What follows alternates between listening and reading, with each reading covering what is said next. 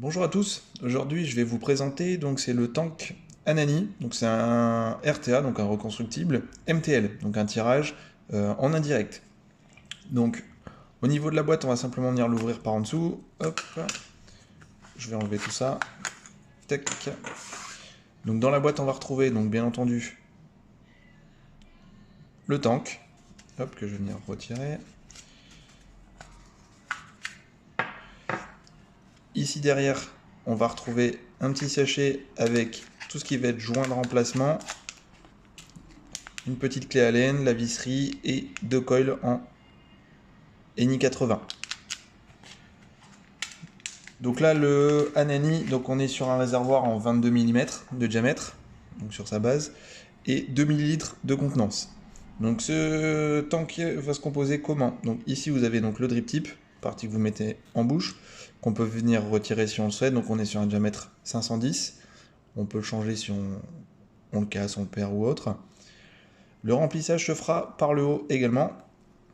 Donc là on va simplement venir, hop, bien enfoncer ça. On va simplement venir dévisser la partie du drip tip. Donc hop, on va tourner simplement cette partie-là et remplir. Donc le remplissage se fera par les trois petits trous que vous avez de chaque côté. Ça c'est plutôt pas mal. Une fois que ce sera rempli, donc on vient simplement refermer tout ça. On est sur un Pyrex en ultime, donc ça c'est plutôt pas mal comparé à du Pyrex classique, dans le sens où pour le casser, c'est plus compliqué.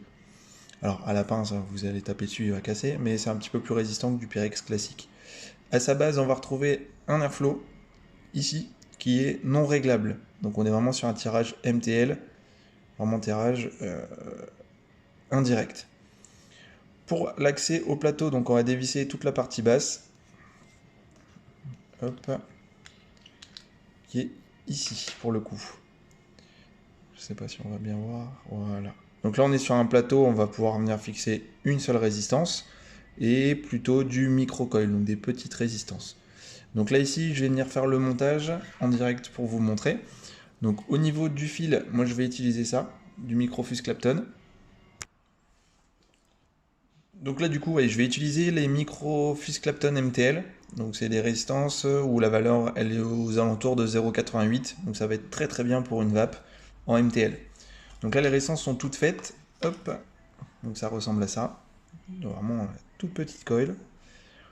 Seule chose à savoir sur le Anani, c'est que les résistances, on va pas les laisser comme ça. On va soit venir retirer un tour pour avoir une patte en haut et en bas, ou soit en rajouter un. Donc là, moi, pour le coup, pour vraiment avoir une vape vraiment MTL, je vais venir rajouter un tour. Donc je vais venir mettre ça dans mon petit tournevis, comme ça me fait l'axe. Et je vais venir, hop, recréer un tour. Comme ça, du coup. Tac, je vais poser ça ici. Voilà, comme ça, moi, je pourrais la fixer normalement. Hop. Donc je range tout ça. Comme à son habitude au niveau du matériel, j'utilise tout ce qu'il y a dans la master coil. Donc pince coupante, céramique, etc. Hop. Donc au niveau du montage, donc moi je vais venir travailler, c'est sur la Jelly Box. Donc en simple AQ, pour du MTL c'est vraiment très très bien. Et je trouve que le setup passe plutôt bien dessus. Donc au niveau du diamètre, impeccable. Et avec ça je trouve que ça fait vraiment un kit qui est plutôt sympa. Donc je vais y mettre un AQ pour pouvoir travailler ça tranquillement. Donc là la box, hop, je vais y mettre un 21700 à l'intérieur. Tac.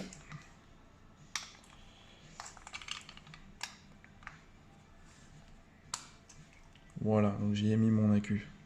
Mon box qui est totalement transparent, donc ça c'est plutôt cool. Donc là au niveau du montage. Donc ici sur le plateau, on va donc avoir, je vais essayer de zoomer, deux postes. Donc on va venir travailler nos résistances, donc comme je vous ai montré, comme ça. Pour le coup, je vais l'installer comme ça. Donc j'ouvre ça. Donc on est sur des petites vis cruciformes. Donc on se munit du tournevis cruciforme et on y va. Donc là, je vais venir ouvrir ici. Je vais venir ouvrir là. Donc comme vous pouvez le voir, j'ai ouvert en dessous, donc on a bien la place pour venir passer la résistance. Donc la résistance, on va simplement donc venir mettre les pattes à l'intérieur. Voilà, une patte et la deuxième. Donc le plus simple, c'est de maintenir la résistance au milieu comme ça, le temps de venir serrer. Donc je serre ça hors cadre, c'est plus simple pour moi. Et la seconde également. Voilà, donc là ma résistance est fixée. Donc très très simple, hein. Vous voyez, ça prend 3 secondes à la poser. Donc je vais venir couper l'excédent de résistance, donc les pattes qu'il y a sur le côté. Donc là l'idéal c'est vraiment de les couper au plus court pour pas être gêné quand on va venir refermer la cloche. Voilà. Et l'autre, pareil. Voilà, donc ma résistance est fixée. Donc là, à l'aide de notre axe, on va venir bien l'orienter sur le milieu, la relever pour pas qu'elle touche le plateau. Et là, on va venir préchauffer ça pour enlever les excédents de produits. Alors, je monte un petit peu. Donc là, je vais mettre trentaine de watts. Voilà. Tac, donc là, ça chauffe plutôt bien. Donc une résistance, pour qu'elle soit bien faite, l'idéal c'est que ça chauffe de l'intérieur vers l'extérieur pour avoir une chauffe qui est vraiment correcte. Donc à l'aide de la pince céramique, donc celle avec le petit bout blanc, on va venir légèrement la resserrer pour vraiment avoir une chauffe de l'intérieur vers l'extérieur.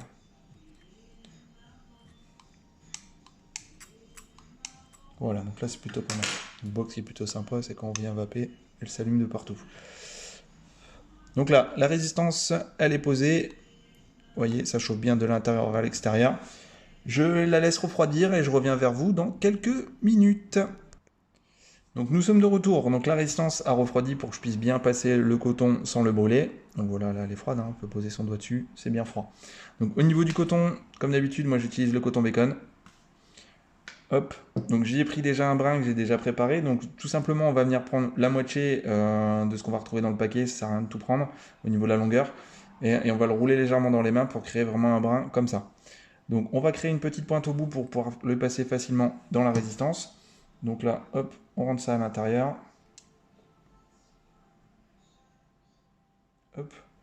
Donc là, pour savoir si votre coton, on en a mis assez ou de trop. Donc simplement, quand vous allez le passer, il ne faut pas qu'il y ait de résistance, une grosse résistance dans le sens où la résistance bougerait avec. Donc il y en aurait trop. Et si on n'a pas assez, simplement, quand on va venir tirer dessus, il ne faut pas qu'il passe en une fois sans résistance, justement. Donc là, pour savoir ça, on va venir donc tirer délicatement. Et là, vous voyez, il passe tout seul avec une légère résistance. Donc là, c'est que la quantité est bonne. Donc au niveau de l'excédent, donc on va venir couper à hauteur du plateau. Voilà, donc on va laisser vraiment cette quantité-là. Vous voyez, il n'y a pas besoin de laisser beaucoup plus, ça ne sert à rien. Le risque, c'est qu'après, on ait des problèmes de capillarité. Donc là, hop, mon coton est mis.